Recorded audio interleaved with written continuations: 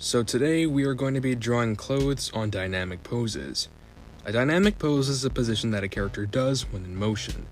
A good example of this is running with their shirt flowing in the wind. It's a simple concept.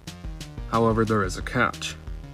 If you want to draw the characters in certain positions, you can't make their designs stiff. Now, there's nothing wrong with making your characters stiff on some occasion, but if you want your characters to really be in motion, you may need to exaggerate the pose a bit in order for the action to seem more exhilarating. One way of accomplishing this is having the characters be exaggerated themselves. The best way for dynamic poses to really work, making the characters in a non-realistic fashion usually makes the poses stand out more. An example of this are the original TMNT and Rise of the TMNT. Here are action clips of each show, and notice how the art style itself helps the poses protrude more.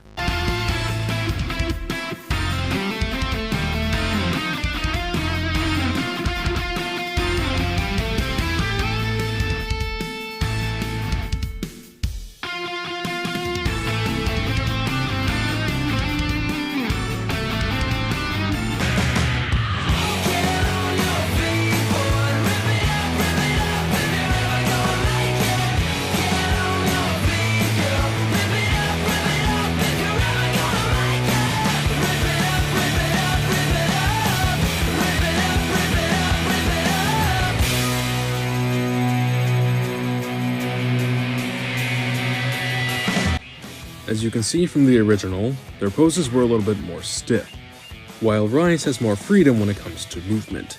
Other examples of this are Tron Uprising, Stormhawks, The Owl House, Transformers Animated, etc. You just need to find the gesture, the energy you want for your character. One way to make these poses is to create a line.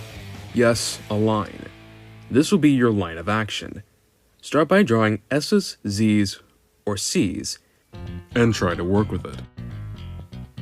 Another method would simply be a stick skeleton.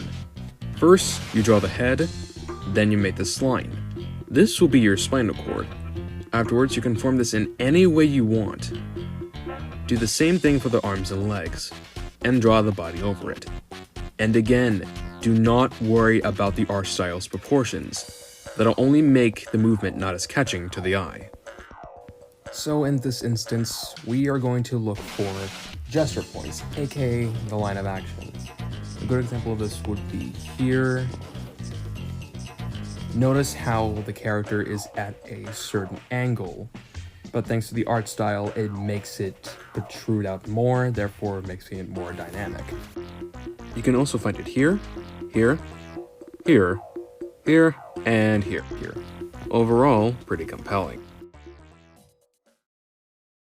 Bane, I'm missing my textures!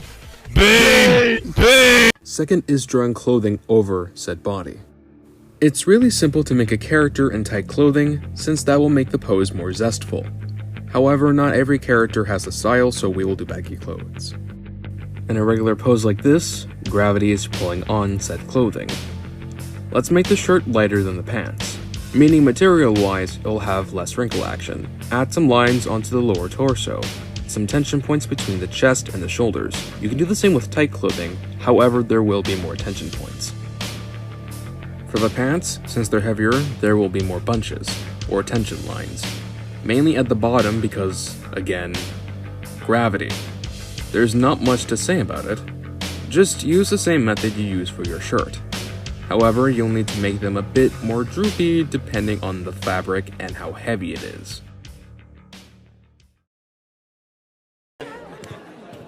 And now, ladies and gentlemen, On with it. Yes, get on with it. the moment you've all been waiting for. Get on with it. Now finally drawing them on a pose. So we'll do a kicking pose like so. In this case, the skeletal method was used, with an exaggerated art style added on. Now this character has a tight top with a loose bottom. Starting from the top, make the outline of the shirt first. Then draw tension points between the shoulders, chest, on the chest, and a bit of a crease on the contracted elbow. For the pants, since there's air resistance, the tension points will be flowing upwards, like this. Picture it like a flag blowing in the wind. Make the attention point lines waving. Say it again.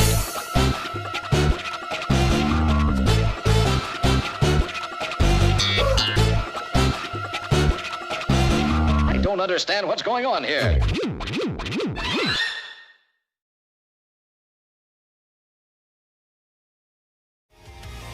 So those were a few ways to draw characters and action-packed poses, with a small lesson on drawing oversized clothing.